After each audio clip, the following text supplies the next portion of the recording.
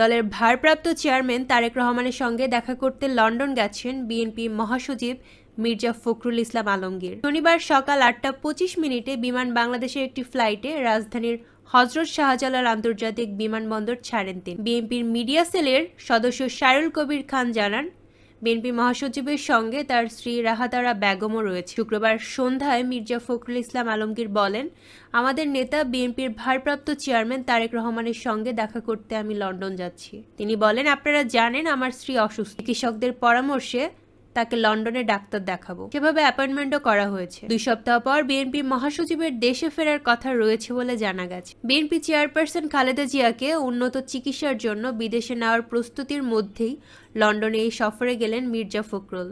BNP মহাসচিব দেশে ফেরার পর খালেদা জিয়া চিকিৎসার জন্য লন্ডন যাবেন বলে জানা গেছে। এভাবেই সব প্রস্তুতি নেওয়া হচ্ছে বলে দলীয় সূত্র জানিয়েছেন। খোঁজ নিয়ে জানা গেছে, ইতোমধ্যে বিএনপি চেয়ারপারসনের যুক্তরাজ্যের ভিসা প্রক্রিয়া শেষ হয়েছে। এছাড়া খালেদা জিয়ার উমরা করার জন্য সৌদি আরব যেতে পারেন।